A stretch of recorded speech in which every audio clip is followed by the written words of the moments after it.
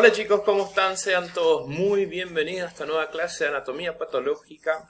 Hoy ya hicimos la introducción de respiratorio, así que hoy vamos a ver tres asuntos, ¿sí?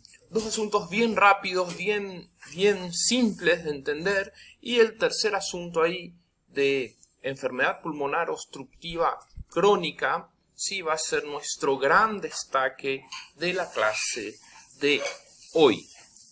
Iniciamos entonces con edema pulmonar, después vamos a ver la lesión pulmonar aguda y posteriormente la EPOC o enfermedad pulmonar obstructiva crónica, en portugués llamada DPOC, doença pulmonar obstructiva crónica. Edema pulmonar. Bueno, ya sabemos que edema va a ser el acúmulo de líquido en los pulmones. Y ella se va a poder producir por dos mecanismos. ¿Cuáles son? Puedo tener dos tipos de problemas. Problemas hemodinámicos o también denominados cardiogénicos. Recuerden, módulo pasado, la parte ahí de cardio, si el ventrículo izquierdo está medio agotado, ¿sí? No va a bombear suficiente cantidad de sangre, entonces va a congestionar el sistema pulmonar. Y el otro mecanismo, sin duda por trastornos hemodinámicos va a ser mucho más común. El otro mecanismo va a ser por aumento de la permeabilidad capilar, normalmente por lesiones microvasculares. Reparen, el edema pulmonar hemodinámico se va a deber a un aumento de la presión hidrostática. Aumenta la presión hidrostática, entonces, ¿por qué puede ser esto? Normalmente la causa más común va a ser la insuficiencia cardíaca congestiva izquierda.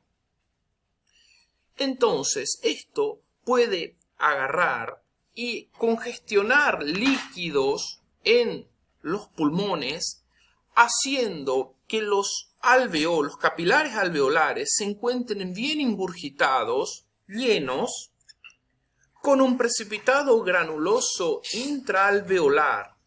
Como el eritrocito empieza a acumularse también en ese parénquima, muchas veces hay liberación ahí de hemoglobina, bilirrubina y hemosiderina, y justamente eso es lo que me va a importar a mí, porque el macrófago no va a dejar barato.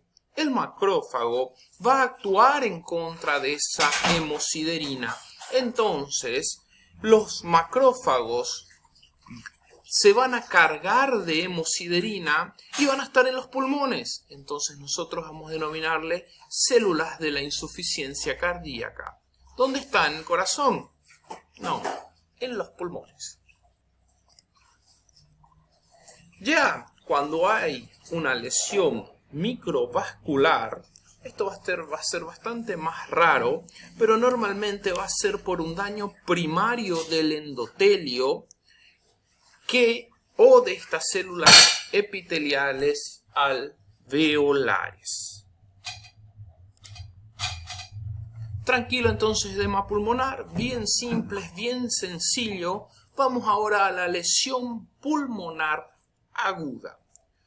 Cuando decimos lesión pulmonar aguda, vamos a hablar de que está ocurriendo una hipoxemia con grandes infiltrados pulmonares.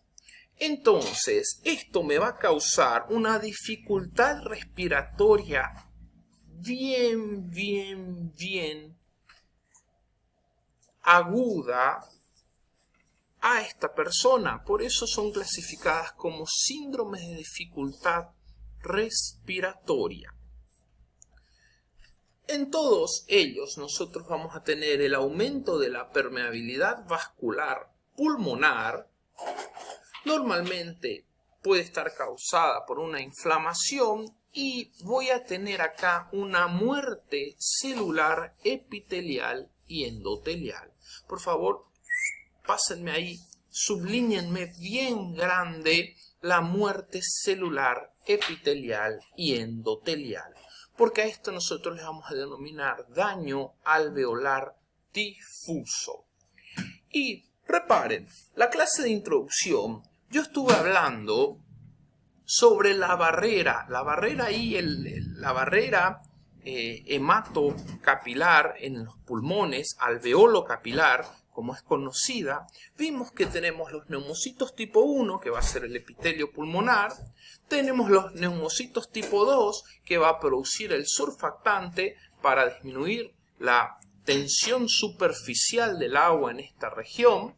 Voy a tener una membrana basal y por debajo voy a tener ya el endotelio. Entonces este lugar es donde va a ocurrir el intercambio gaseoso.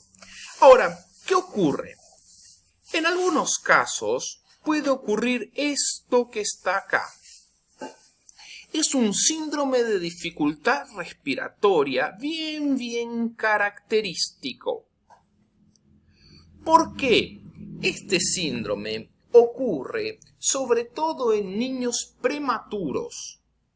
Sí, niños que nacieron prematuros, no ocurre la maduración pulmonar, es decir, el neumocito tipo 2 no está activo. Entonces, si el neumocito tipo 2 no está activo, no produce surfactante. Si no produce surfactante, la tensión superficial en esta región no se va a disminuir, haciendo que estos alveolos colapsen. ¿Y cómo van a colapsar? Muy simples. Reparen que yo voy a tener en este lugar, este pulmón, va a estar pesado, va a estar firme y me va a generar el daño alveolar difuso. En este lugar yo voy a encontrar, ahora la tensión superficial está muy alta, entonces no ocurre el intercambio.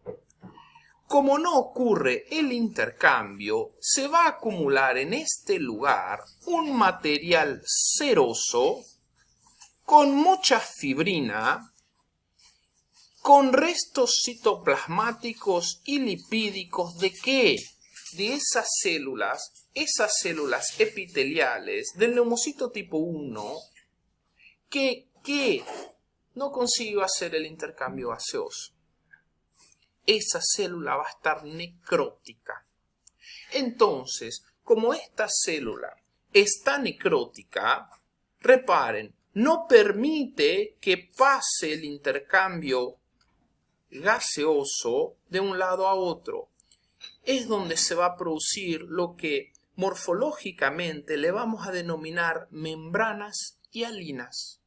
Una membrana hialina va a ser justamente esto, el material ceroso, mucha fibrina, restos tanto citoplasmáticos y lipídicos de las células epiteliales necróticas. Esto va a ser muy común en prematuros. Es por eso que se indica la maduración pulmonar cuando el parto puede ser prematuro. Enfermedad de la membrana hialina, reparen. ¿Por qué se produce? Por falta de maduración del neumocito tipo 2 que va a producir, que debería de producir el surfactante y ahora está en falta el surfactante. Aumenta la tensión superficial, entonces, como no disminuye la tensión superficial, no ocurre el intercambio gaseoso, necrosando ese epitelio, produciendo la enfermedad de la membrana hialina. Normalmente esto va a producir una taquipnea, claro, la persona va a empezar a respirar bastantes más veces y, claro, la cianosis también me va a llevar a insuficiencia respiratoria e infiltrados bilaterales difusos. Pasó edema entonces, pasó edema pulmonar, pasó lesión pulmonar aguda, básicamente ahí enfermedad de las membranas hialinas, una enfermedad de la pediatría, sobre todo la neonatología. Vamos ahora entonces a las neumopatías. Cuando hablamos de las neumopatías, vamos a dividirlas en dos grupos. Las enfermedades restrictivas son aquellas en que el parénquima pulmonar no consigue movimentarse, por ejemplo, la fibrosis quística. Ahora, las enfermedades obstructivas van a ser estas enfermedades que van a ocurrir que algo, no sé qué, algo no está dejando que el aire o el oxígeno llegue correctamente a los pulmones. Y acá vamos a tener en realidad tres grandes actores. Hoy vamos a ver dos. ¿Por qué? Porque en estas neumopatías obstructivas vamos a encontrar el enfisema pulmonar y la bronquitis crónica.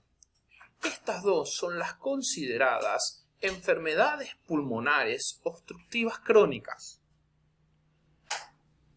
Profesor, usted dijo que el trastorno está en el oxígeno, el aire, la oxigenación no está llegando correctamente a través de las vías aéreas.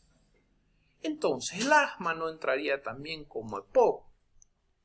Chicos, eso es algo ampliamente debatido. En algunos libros van a encontrar que todavía las tres EPOC son asma, bronquitis y enfisema. Hoy en día lo más actual y lo más nuevo es que el asma está separado. El asma está como una entidad separada de las EPOC. Entonces vamos a dejar como EPOC enfisema y bronquitis. Asma separado, probablemente sea por el mecanismo por el cual se produce un mecanismo muchísimo más autoinmune y alérgico que va a estar produciéndose en el asma. Iniciamos entonces con enfisema. Cuando digo enfisema, digo que hay un aumento irreversible de los espacios aéreos. Es decir, aquellos bronquiolos, ¿recuerdan? Bronquiolos segmentarios, bronquiolo terminal, bronquiolo respiratorio, ¿recuerdan? Bueno, cuando algo le produce un aumento irreversible de su tamaño, a ello le voy a denominar enfisema.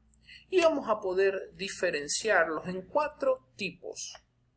El enfisema centroacinar, el enfisema panacinar, el enfisema paraseptal y por último el enfisema irregular. ¿Qué es lo que va a ocurrir acá? Sobre todo el enfisema centroacinar. Vamos a ver solamente los dos primeros, el centroacinar y el panacinar.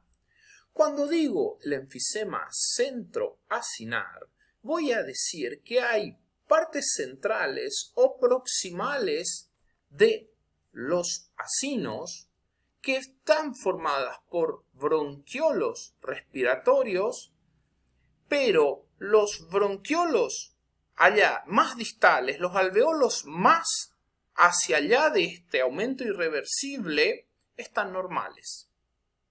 ¿Cómo así? Una vía aérea, viene acá, viene acá, viene acá, viene acá. Bueno, si el último está afectado, el último saco alveolar está afectado, panacinar. Si el que está afectado no es el último, sino que el que está en el camino para el último, ahí es centroacinar. Va a ser más común el centroacinar en los lóbulos superiores. Ya el panacinar va a estar afectando entonces el último alveolo, el terminal, el ciego, el que ya no ramifica más el último, la última afectación, va a ser más común en las regiones inferiores de los pulmones. Reparen, centroacinar, acá hay tejido sano, acá hay un aumento irreversible. Panacinar, el aumento irreversible está justamente en el final. Nal.